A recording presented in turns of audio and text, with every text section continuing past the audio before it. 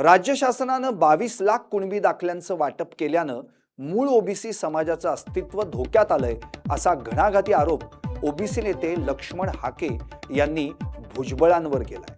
27% आरक्षणात एवढ्या मोठ्या संख्येनं मराठा बांधव समाविष्ट झाले तर गावगाड्यातील मूळ ओबीसी भटक्या विमुक्त जाती स्पर्धेत टिकू शकणार नाहीत असंही हाके म्हणाले। फुरसुंगी आणि इतर स्थानिक स्वराज्य संस्थांच्या निवडणुकांमध्ये ओबीसींचं प्रतिनिधित्व संपुष्टात आल्याचं चित्र आहे।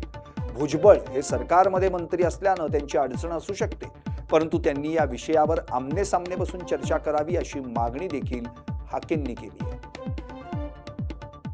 आहे। हे बघा, लक्ष्मण हाके ग्रासरूटला काम करणारा कार्यकर्ता आहे, आंदोलक आहे। लक्ष्मण हाके नेता नाही किंवा सरकारमध्ये सामील नाही। आम्ही 1 सप्टेंबरला चलो मुंबईचा नारा दिलेला आहे आणि हजारो लाखोंच्या संख्येने आम्ही मुंबईकडे निघणार आहोत। त्यामुळे फील्डवर काम करणं आवश्यक आहे। आम्ही घोषणा केली त्यापासून आजपर्यंत 60-70 बैठका घेतलेल्या आहेत। त्यामुळे भुजबळ साहेबांच्या बाबतीत जर नाशिकच्या बद्दल जर बोलत असाल, भुजबळ साहेब आमचे कालही नेते होते, आजही नेते आहेत आणि उद्याही नेते आहेत।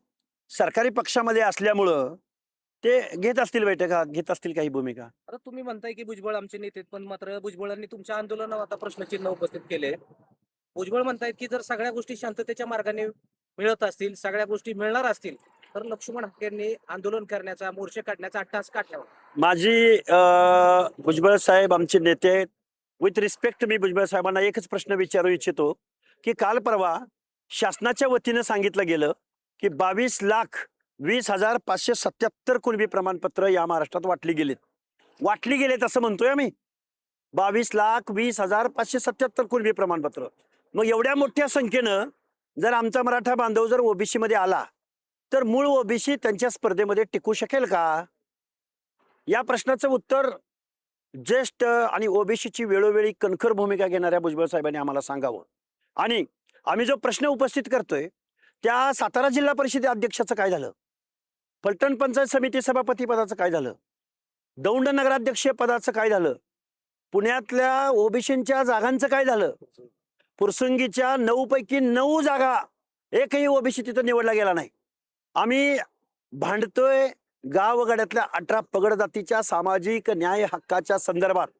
कुठल्या टेक्निकल मुद्द्यावर लक्ष्मण हाके भांडत नाही किंवा आम्ही सगळे ओबीसीचे कार्यकर्ते भांडत नाही आहोत। आम्ही फंडामेंटल राईट्स वरती भांडतोय।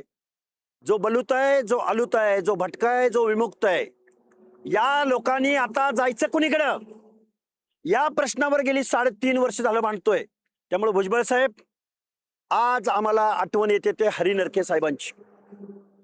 आज हरी नरके साहेब असते तर आरक्षण कसं संपलंय हे मोठ्या ताकदीने महाराष्ट्राला सांगितलं असतं। आज आम्ही सांगतोय पण आम्हाला चिल्लरमध्ये पोराठोरात काढलं जातंय, हे आमचं दुर्दैव आहे।